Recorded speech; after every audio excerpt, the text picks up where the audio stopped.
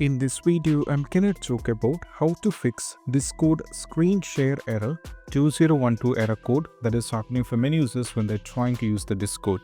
If you're having this kind of trouble with the Discord, this is what we have to do. So the first one, what we need to do is we have to go over here, click on the settings. Now from here, we have to scroll it down all the way down and navigate to the streamer mode.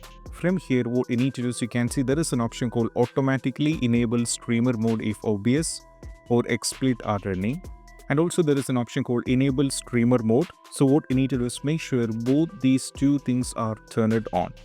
Once you set this up, we have to go back to the advanced, and there is an option called hardware acceleration over here.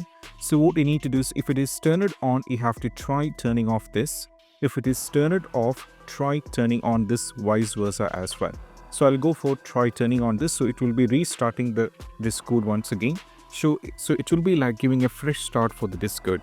For most of the users regarding this will be fixed by here, so you have to check in that way and that will be fixed. After trying with this, still if you're having any trouble with the Discord, then we need to follow to the next step. That is all about what we need to do is we have to go over here in the search. We need to type therefore the run command and you have to just press enter. Now we need to type %app data % and just go for OK. From here, we need to scroll it down and navigate to the Discord. Now somewhere else you will be able to find the Discord. So keep scrolling down and over here you will be able to find the Discord. Keep scrolling down. Now from here, what you need to do is once you get into this, we have to go to the D, find the Discord. Now from here, we have to see find the folders like cache. What you need to do is we have to delete the cache over here. So delete the cache. Then you have to delete down graphite cache and also delete down web GPU cache. All these three things should be deleted.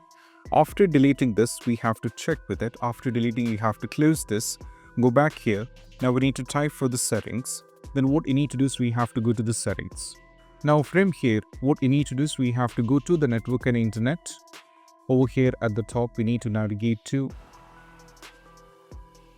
Now from here, go to the network and internet. From here, navigate to the VPN. If any VPN is connected, we have to try disconnecting the VPN and we have to check. So these are the steps when it comes to how to fix this, and most probably that's going to help you to fix this up. And I hope this quick video is helpful. That's it. Bye.